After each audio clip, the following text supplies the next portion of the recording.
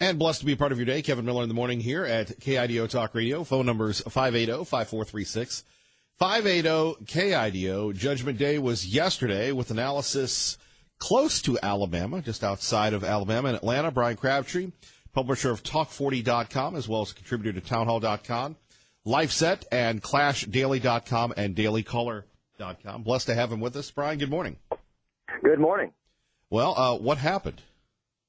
Well, it appears that voters in Alabama were easily duped by the likes of Gloria Allred and the leftist interests. Now, let me be clear. I don't care much for Roy Moore. I think he embodies some of the problems on the far right of Republican politics, just like people like Mitch McConnell, who had to open his big fat mouth, embody the problems that are on the rhino moderate side of Republican politics. So it really is the collapse of unity in the Republican Party.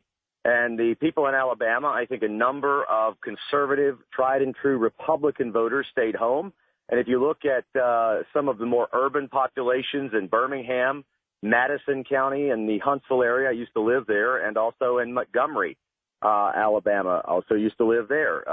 Very ethnic, lots of minorities in those areas, those two counties, and they came out in droves to vote for Jones. So this could be a sign of things to come next year. I say could be if we have candidates that have, shoddy records like Moore, whether you like him or not, and people like Steve Bannon who really don't represent enough appeal to win elections. I mean, that's really what played out here. And while Luther Strange was perhaps a little bit more moderate, he certainly wasn't in the category of a Rhino or a Lindsey Graham or a John McCain. And if they had put Luther Strange as the nominee for the Republican Party in Alabama, even Trump endorsed him, we'd have had a 10 to 15 point victory or more last night for Republicans. Brian Crabtree with us. Kevin Miller in the morning here at KIDO Talk Radio. There are a couple issues, though. I mean, many people thought that the three-way primary, I've lived in Madison County and Shelby County, and, it's funny, Brian, as someone who has lived in the South and, as you have now, it's funny that everybody was an instant expert on, what was going to happen in Alabama. Alabama is such a unique state. But, you talk about Big Luther and Congressman Brooks and Roy Moore. The feeling was they had to get Brooks out of the way because they thought that Strange would be able to beat Moore in the primary, and it backfired on him. And then not to get to Alabama, but then you had the issue involving disgraced former Governor Bentley that played into Big Luther's demise. But, you're right. Luther Strange would have won. Probably Congressman Brooks would have won, but it was one of those strange alignments. And then you take a look at what Roy Moore did. Certainly he didn't help himself. And when you have people playing the clip from his wife, I guess they were in Etowah County when they were talking about the lawyer who's a Jew and such, the optics weren't good. And Roy Moore proved that he's no Donald Trump. Hey, listen, some of the things that I saw out of the Roy Moore campaign, and let me just be clear, if I were in Alabama, I would have made the tough choice yesterday to have voted for Roy Moore. I don't tend to pay attention to allegations that are some 40 years old that have never been heard before. I don't discount the women necessarily. I'm just wondering why they think it's relevant for me to know it now, especially if I'm an Alabama voter. Maybe you should have talked about this 20, 30 years ago before the man had a prominent career and could have been stopped then in his tracks. The fear then is that, well, he's not big enough yet and he could recover from it and that sort of thing. So I think there's a lot of play in that. But yeah, you brought up some very good points. I think the real issue here is there's a faction of conservatives. They are sanctimonious, better than thou, self-righteous goody two-shoes. They're the same conservatives that run at the camera the moment they can to bash Trump. We have them as high levels as Senate and Congress and the federal government and all the way down to citizens in their homes in Alabama and Georgia and Idaho. And they stand up for, everything that they can do to get in front of a camera and say how great they are. And the minute there's something to stand for in terms of values that's a tough decision, they sit down and hide in the shadows. And what I mean by that is there are a number of Republicans in Alabama, I'm convinced yesterday, that didn't vote for anyone because they didn't vote at all. And that's not patriotic. It's not, in my view, within their guise of their Christianity and moral duties as a citizen, as a person of God. And we have a real problem with that, and that is why the conservative movement, Republicans ultimately, have so much trouble, because we have a big group of us that don't stand for anything. They speak, but they don't act. Brian, what do you make of the Steve Bannons who fly in with Breitbart, who on one hand, Breitbart does a great job, but it seems like they seem to overemphasize their influence, or at least that's my takeaway. I thought his influence has been overemphasized for a while. I don't discount that he helped Trump tremendously in connecting to certain faction of voters that haven't voted Republican in a long time, people that are probably more conservative than they are anything, but haven't been enamored by a John McCain or a Mitt Romney for a variety of reasons, perhaps not even George Bush. He brought those people out. He helped Trump do it. He served a purpose. I saw no problem with him as a seat at the table as an advisor, a perspective. Many conservatives like Bannon, they can't stand Kushner. I'm the kind of guy that says Jared Kushner and Steve Bannon at the same table are a nice contrast that probably presents a few arguments. I think that sort of contrast is good for the president. But when you have Steve Bannon off in the shadows, quietly whispering to the president things that other people don't have a chance to advise and respond to, you send the president a bit off the rails, I think. I think Steve Bannon is now more of a problem for Republicans than he is an asset. I have nothing against him. I like the work they do at Breitbart. I think there's a lot of good work at Breitbart. There's a few stories that are projected up to try to misrepresent what Breitbart is. I reject that wholly. And so I don't take anything away from Bannon as an executive in the media business. I think he should stay right where he is and keep up the good fight. But when it comes to getting engaged into local Senate races at the state level or congressional races within districts within a state, I think that's something he needs to stay out of, because I think this proved it's more damaging than helpful. Brian Crabtree joining us at Talk40.com on KIDO Talk Radio. So I'm sure Joe Scarborough is happy today. The liberal media is happy today. But if Roy Moore had won, there was no way that the president or the Republican Party could win either. So it was a lose-lose for them, right? I didn't buy that argument. I didn't. I think this is one of those things. The media doesn't have the attentiveness to stay on this, nor do Democrats, because the minute they get on something like this, they turn back to Russia-Trump collusion, or I guess now it's sexual harassment allegations against Trump, of which we've already litigated last October. I would say this, too, and I meant to say it a moment ago about the Roy Moore campaign. There was a spokeswoman that came out. I remember the interview with Poppy Harlow, where she immediately started going into the abortion thing. I'm anti-abortion. I'm pro-life. But at the same time, I think that issue is a losing issue. I think it lessens our tent. And it's one of the battles that we're fighting too vehemently in the conservative ranks, in my view, that causes us to lose the ultimate war for our society, preservation of the society. So you saw some craziness, some radical type of approach beyond what Trump does. You saw Roy Moore's wife, who really, quite frankly, looks stupid on the stage talking about their black friend. And if you're trying to bring in the black population to vote for you, the last thing a white person needs to say is, I have a black friend. That's code for I have a token black friend, so you don't think I'm racist. Whether that's true or not, that's what the black community thinks about it. And they have a right to believe that. Well, we have a Jewish lawyer. So what? It sounds stupid. And I think those kind of moments, really, people rolled their eyes, including me, and said, gosh, now I'm going to have to hold my nose even more to go and vote for these folks. And I think that's bad politics. And I think we've got to put better candidates up. Again, I'm not even talking about the record from 40 years ago with all the pedophilia and molestation charges. I don't really know what happened or the context of it. I don't weigh that in. But when you have that cloud hanging over and then you do other politically stupid things at a Senate level race like this, you really put yourself at risk of being an abject failure. Brian Crabtree joining us as we continue on from Talk40.com on KIDO Talk Radio. So what about the ongoing competition or the ongoing civil war within the Republican Party? Mitch McConnell doesn't have to deal with Roy Moore. We haven't talked about Doug Jones, who I've known for years. We'll get to him in a minute. But, what does this mean as we get ready for the ever-competitive primary season of 2018? I don't think it means much. I think ultimately this is the Democrats borrowing from the future prosperity and putting it in today. They put a lot into this race to win it, and I think ultimately in doing it, they've put a guy in a seat that if he wants to be reelected in 2020, he doesn't get a full 6-year term. If Doug Jones wants to be reelected, he's going to have to get in bed with Republicans and vote with them some, because if he doesn't, he's out like a light in 2020, because there'll be a better candidate then. What does it mean in terms of 2018? I don't think it means much. I think if Democrats who won big turnout last night by 20,000 votes, meaning they barely beat a nearly dozen-time accused pedophile molester. I mean, that's really the headline today.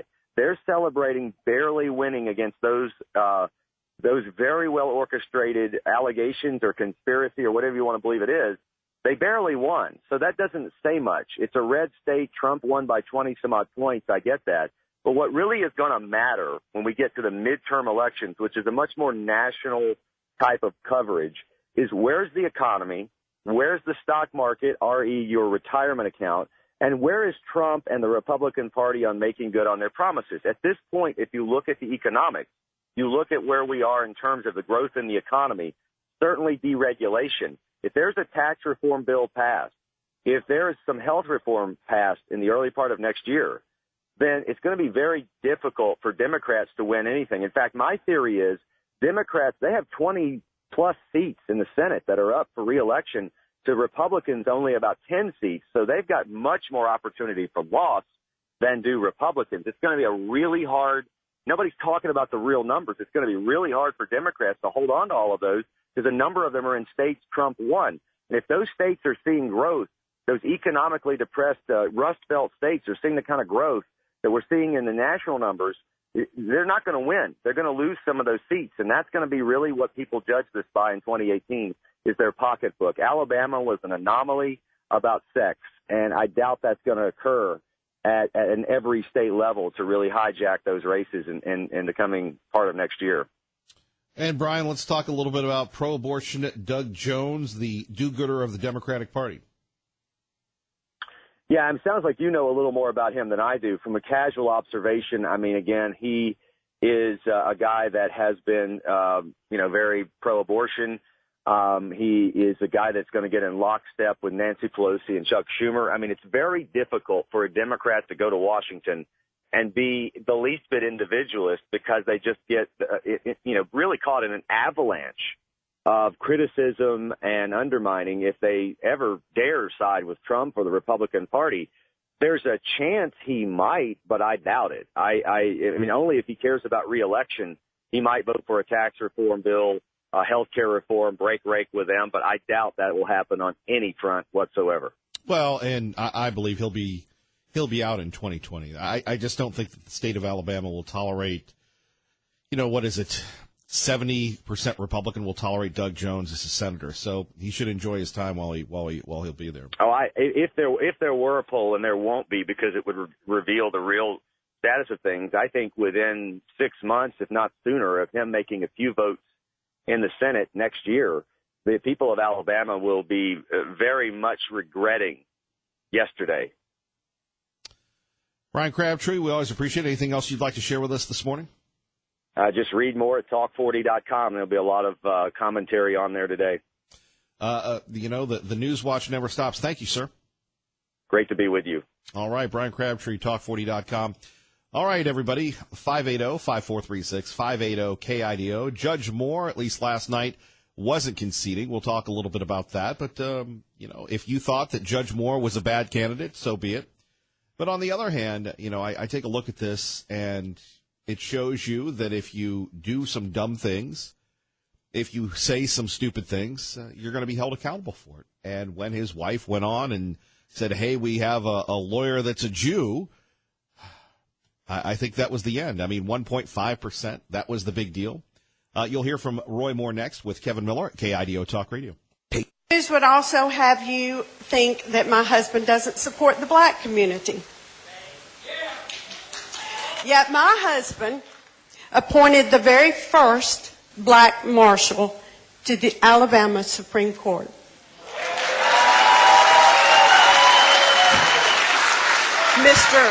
Mr. Willie James. When he first took office as Chief Justice many years ago, he brought with him 3 people from Etowah County. 2 were black, and one of them is here tonight.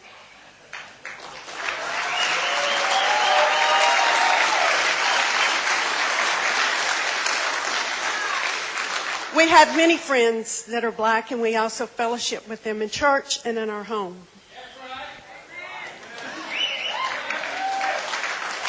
Fake news would tell you that we don't care for Jews. I tell you all this because I've seen it all, so I just want to set the record straight while they're here.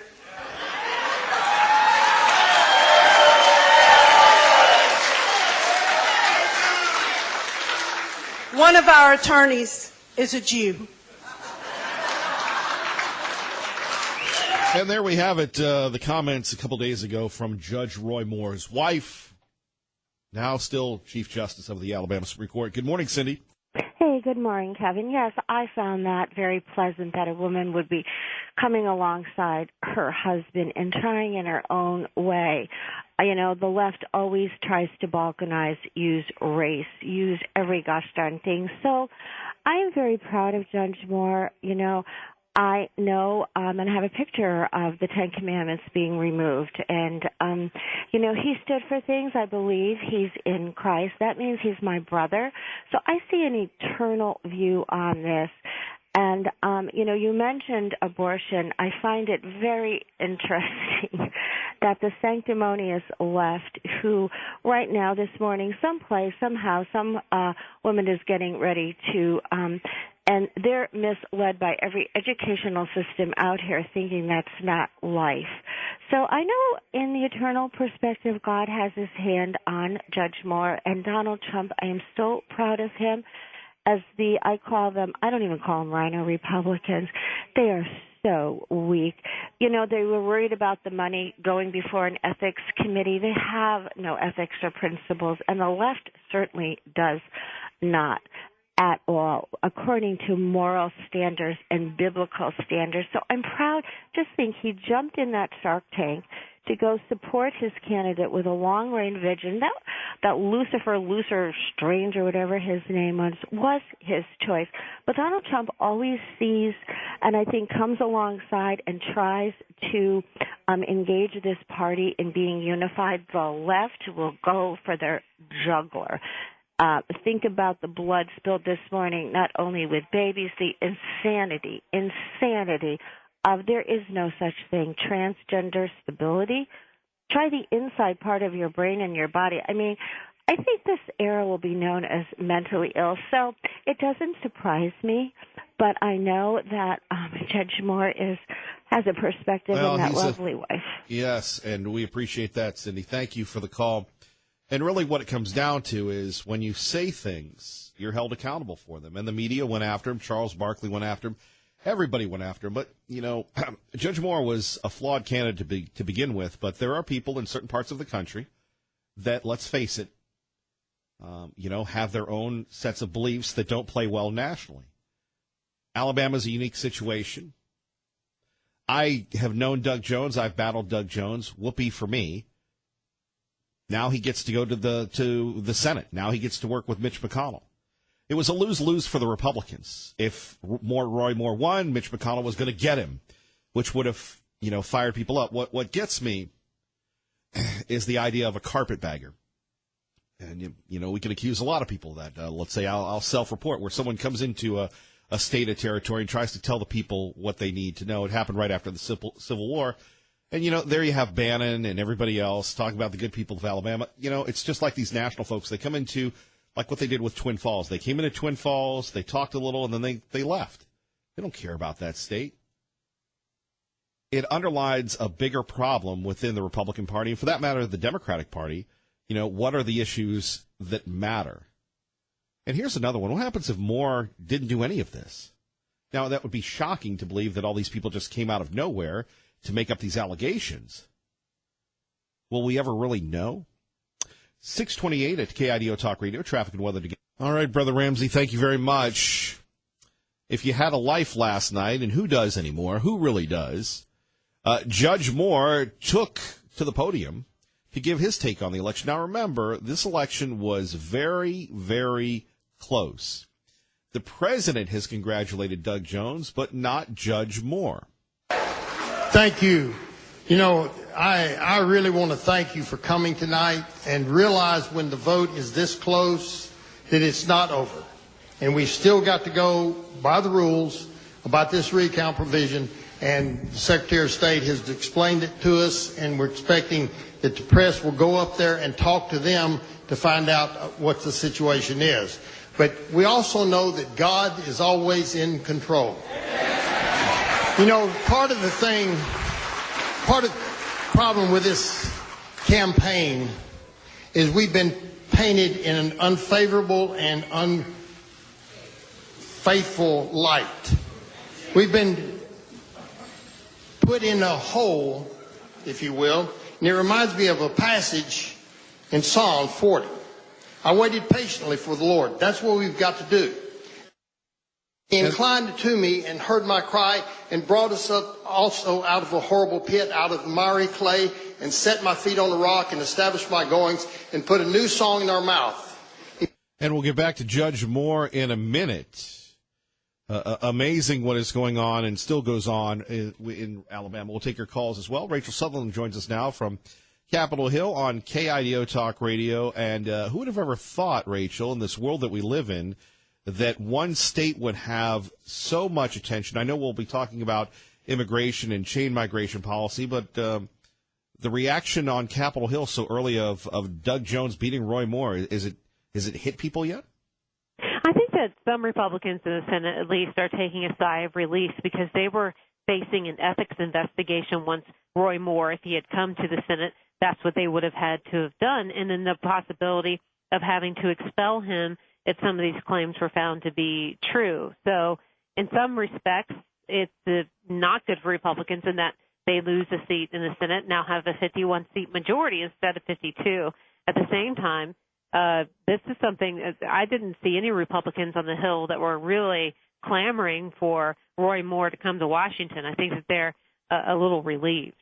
Well, and even the president tweeting congratulations to Doug Jones, which is a little unusual for him. Yeah, I mean, he's being pretty gracious about this, tweeting that he backed the opponent in the GOP primary, Luther Strange, because he really didn't believe that Roy Moore was going to be able to win the general election, and that's what happened. I mean, I was watching along with everyone else last night and seeing what would happen in Alabama because it's so unusual to elect a Democrat.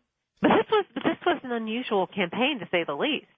Well, and let's face it, your state is right there with Alabama when it comes to, we'll say, unique offerings when it comes to the GOP and politics and everything else. No doubt about it. I mean, Virginia, really, that's where I live. It is pretty much kind of a purple state in that you have the suburbs where I live outside of Washington and being more blue, whereas you get out of the suburbs, it becomes red. It depends on what district and turnout and that kind of thing and what happens with these elections. And it went to Clinton in the 2016 presidential election, but it wasn't a shoo-in. It wasn't a shutout like we had thought. So there's a tide that's been changing in a lot of these swing states. We wouldn't think of Alabama as a swing state, and I think this is an anomaly. I don't think that Alabama is a swing state, and probably Doug Jones won't be in the Senate that long. That's just sort of my prediction. Well, no, I'm with you, and I apologize. I was talking about your old state, South Carolina. Yes. Which is like Virginia on steroids. Well, again, yeah, you do see some places in South Carolina, typically along the coastal region, that might vote a little more liberally, but then you get out into rural areas, and there's no electing a Democrat. And in fact, when I lived there for the couple of years I was there in the coastal areas, even there it was hard to find a Democrat. I mean, you'd have to go on a scavenger hunt to find a Democrat. They just really aren't very prevalent. Well, Rachel, if we have a minute, what's the Department of Justice latest on immigration? Jeff Sessions yesterday held a news conference, the Attorney General, saying that, interestingly, I don't think this is getting a lot of play, but he's saying that the terror suspect in New York came to the country via two immigration policies. There was a man from Bangladesh who immigrated. He won the diversity lottery. Then he brought his sister through the chain migration policy, who then brought her son, who is that guy Ola, who allegedly tried to blow himself up in the New York subway system. So he's calling for an end to both policies and calling on Congress to do something about it. Boy, Crazy times, of course. I think Sessions got caught in a thing yesterday. Who did he vote for? And he didn't really want to answer that one. No, he said he did cast an absentee ballot. But I don't think it was necessarily for Doug Jones either, but I don't know. Rachel, we always appreciate you. Thank you. Thanks. All right, Rachel Sutherland joining us. Kevin Miller in the morning here at KIDO Talk Radio. Phone numbers 580-5436, 580-KIDO. So we go back to Judge Roy Moore. If you're just tuning in, Judge Roy Moore lost the election 49.9 to 48.4. And I think Judge Moore has a point. There are a lot of absentee ballots that are out there. There are a lot of issues that have to be determined, but everybody else is saying oorah for Doug Jones. We'll get your thoughts in a moment. For God, many shall see it and hear it, and shall be moved by that, if you will. And that's what we've got to do, is wait on God and let this process play out. I know it's late. We can't wait and have everybody wait till after 11 o'clock. But the votes are still coming in, and we're looking at that. May God bless you as you go on. May He give you a safe journey, and thank you for coming tonight. It's not over, and it's going to take some time. Thank you. And there you have it, Judge Moore not conceding. Liberal Steve joins us now on KIDO Talk Radio with Kevin Miller. Good morning, sir. Oh, it was so nice to wake up and know that Miller was wrong. You said Moore would take it more than once. You said Moore was going to win. It's not over. Yeah, it's not over. Oh, God, you sound like a Democrat now. It's funny how Republicans can beat up the Democrats when it comes to checking the count, and then when a Republican wants to check the count, it's not over. I think there's a difference between a blowout in the Electoral College and 1.5% of the vote. Yeah, 1.5. Well, you need. If I were Roy Moore, I'd demand a recount. It'd be 0. It needs to be 1/2 of 1%. Wouldn't you demand a recount? I'd demand if I a recount. was Roy Moore, I would concede and go back to the cave that he's living in. He's such a hypocrite. He uses God for everything. You know, people that use God to it's just pathetic. He's not a Christian. I don't think he's a Christian. I think he's a hypocrite, a homophobic. I mean, running down God's children that God made. And just because of their sexual orientation, they're not godly. He's so pathetic. He lives in the dark ages. He's as bad as those 16th century Middle Eastern idiots that are going at it all the time. Glad to get rid of him. Yeah, it's another good Democrat in the Senate. Just stay fired up, Miller. Sooner or later, we'll take it all over, and America will. By the way, this is the second day of a week call for you. I was talking to my friend, Right Wing Jared. He said, boy, that liberal Steve, some days he's on, but you were right, Kevin. You were so right. He was just running off at the mouth. Maybe you should have a cup of coffee before he calls in because his content has really been weak lately. You meet me in the ring Friday night, buddy, and we'll see who's weak. Yeah, okay. Weak call, I'll tell you. You know, just Cindy with her blah, blah, blah, God, and Cindy, who seems to have Why are you attacking Cindy? Because she's as pathetic as Moore. She doesn't even know how stupid she sounds. You know, we don't tolerate people taking shots at anybody, even you, liberal Steve. We love Cindy. We love the folks here. We're building a community. We're making Idaho better. And, again, as a buddy of mine told me once, you got to have the ability to take direction. By the way, you're just tuning in. Our time is 6:44. You're listening to Kevin Miller on KIDO Talk Radio. Phone numbers 580-5436, 580-KIDO. If you were, I don't even know if there was anything on television. Maybe you were watching Netflix. Maybe you had a life. Maybe you were watching Marcus Lemonis and The Prophet. I don't know. But here's what you missed last night nationally. We have shown not just around the state of Alabama, but we have shown the country the way that we can be unified. I really want to thank you for coming tonight and realize when the vote is this close that it's not over. And we still got to go by the rules about this recount provision. Alabama has been at a crossroads. We have been at crossroads in the past, and unfortunately, we have usually taken the wrong fork. Tonight, ladies and gentlemen, you took the right road. That's what we've got to do, is wait on God and let this process play out. I know it's late. We can't wait, but the votes are still coming in, and we're looking at that. At the end of the day, this entire race has been about dignity and respect. Let's go home and sleep on it. We'll take it on tomorrow. Thank you. See what they want? Roy Moore is crazy, and Roy Moore has stood up to the establishment. Roy Moore has done all these things. I got to tell you, I don't think that it's over, and I think Roy Moore will drive on, regardless of what Doug Jones says. And let's face it, congratulations, Democrats and liberal Republicans. You elected a pro-abortion senator. I hope you're happy with that. Roy Moore, a flawed candidate. We could go on and on into the weeds, but I'd rather hear from you on this at 580-5436, 580-KIDO. It's a tough one when you have the Republican Party establishment, when you have the media, when you say things that don't play in Midtown Manhattan but do in Etowah County, Alabama. It was tough for Roy Moore. And you have people that say, oh, I'm glad that he's not going to win. I'm glad we don't need him in the Senate. Well, we still have Al Franken in the Senate, do we not? We still have other people in the Senate. Some bad actors, some bad characters. Really, again, I think it's up to the people. Now, if the recount comes back and Doug Jones won, so be it, right? That we have to respect the process. But on the other hand, there were incredible headwinds for Judge Moore. Let's continue on, and we go to, on a rare 6 a.m. appearance, the publisher of the Gem State Patriot, a man who rivals Liberty Linda when it comes to his support for the president, Tea Party Bob on KIDO Talk Radio. Good morning, sir. Good morning, Mr. Miller. How are you today? A little surprised that Judge Moore didn't win.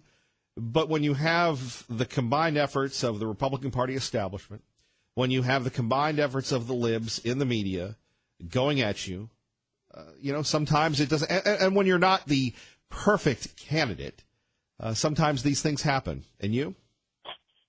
I tend to agree. It was somewhat of a disappointment to me, and I tend to agree with your guest, Frank Crabtree, on the fact that we have way too many smug and hypocritical conservatives who shout to the rooftops about what is wrong with the candidates, but never show up at the polls to vote.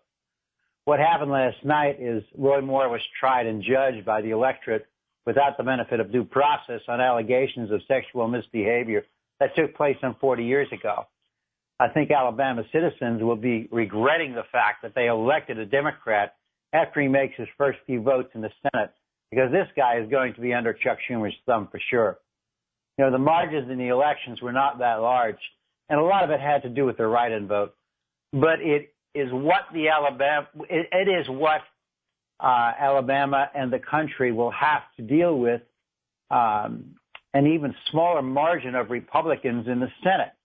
If Moore had been elected, at least his feet would have been on the ground in the Senate.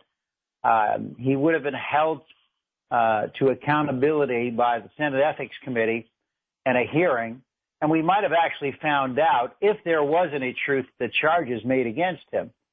Even if they did find him guilty, another Republican could have taken his place and been appointed. The way it stands now, we may never know the truth, and we will have to read more of the media's exaggerated and excessive embellishment and rhetoric on why Roy Moore lost the race. I only hope that the Republicans can get their act together in 2018 and get out the vote to turn those 20 seats that are held by Democrats into Republican victories. The unwritten rule here, and people say that Luther Strange, Big Luther, played for Alabama, Attorney General, should have won, but Big Luther had some ethics issues himself involving then-Governor Bentley, a doctor, Robert Bentley, who was run out of office because he had an affair with a staff member who was married. They were both married, disgraced and everything else. And the establishment said, you take Luther Strange or not. The conservatives, as we've seen so many times, split the vote between Judge Moore and Congressman Mo Brooks of, Alabama 5 or Alabama 7. And that's what happened. They thought Moore could be beaten by Strange. That didn't happen. Think about this, and again, not to get too much in the weeds here at KIDO Talk Radio, but you have on one hand the president backing Luther Strange, the guy that got appointed, who ran statewide as an attorney general, couldn't beat Judge Moore. But then Judge Moore couldn't beat a much weaker person with the backing of the president, that would be Moore, not Doug Jones. It's just kind of odd how it all played out. Well, I'll tell you, I will say this, that the showing from Moore was not that terrible as far as I'm concerned when you consider the turnout of the vote and all of the media that has been on him forever. I just don't think that they did the right thing, but, that was up to the voters. They made their decision. And not only they're stuck with what they have, but the rest of the country is stuck because of the small, thin margins we have in the Senate vote. Well, Senator Jones. I think you'll have to agree with me that if you go back 40 years in any politician's life, you're going to find something wrong. Well, I'm trying to think of what I did. We don't elect angels. Trying to think of what I did when I was 9. You'd probably have to talk to Sister Carol Joy on that one. Let me self-report here. I just want to say this, and this is just to make people laugh. There was a nun I was in 3rd grade. Her name was Sister Dellarina. Italian, obviously. So Sister Dellarina had hung up a paddle that she had retired after, for 20 years. Had not paddled a kid in 20 years. She was very, very upset that she had to bring that paddle out of retirement for yours truly. Oh, my goodness. I don't know if Sister Dellarina would be around to testify about of my character 40 years ago, but there you have it. So I'm self-reporting now. What could you have possibly done to have her take that paddle out? It was always trying to get the last word in. Similar to what I do here. Okay, I better be careful. Tea Party Bob, thank you for the call. Take care. Have a great day. All right, more of your calls next. You're listening to Kevin Miller on KIDO Talk Radio. I do not know where you get those songs, Maya.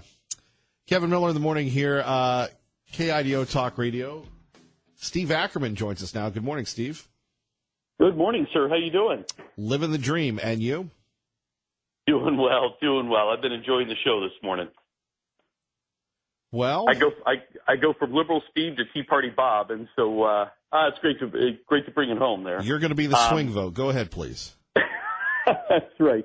Well, I'm going to throw a different take on it that's not really been talked about. Although you talked about it with Rachel earlier, this really was an Alabama-based race. In other words, there were a lot of people from the outside kind of chiming in about what's going on, but a lot got missed on the ground. And I think a lesson, if I was going to advise the president, I would say be careful to get in on too many races from the outside, because the more he kind of talks about these races and does these endorsements, the less influential his opinion is going to become. And, influence is tricky in politics.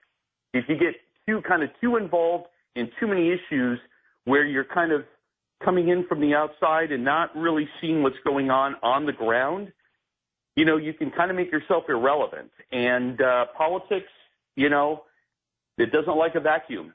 It'll go to other people. I looked at two pieces of information.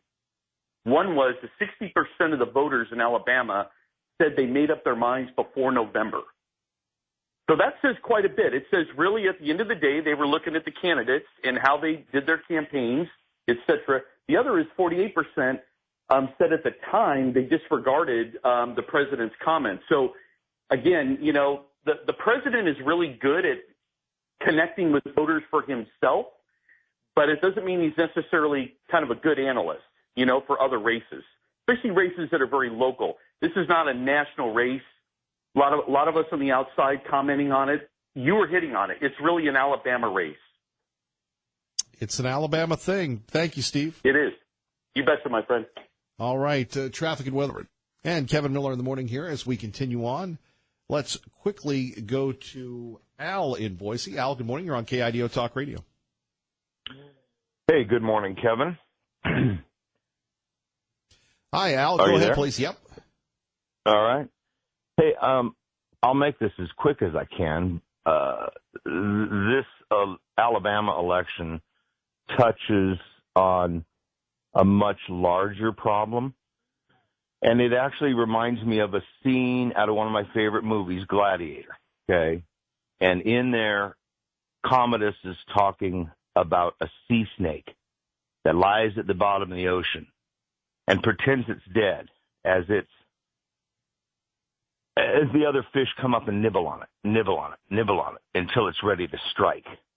And I got to tell you, this is what's going on nationally as well as globally. Now I'll go back to the election.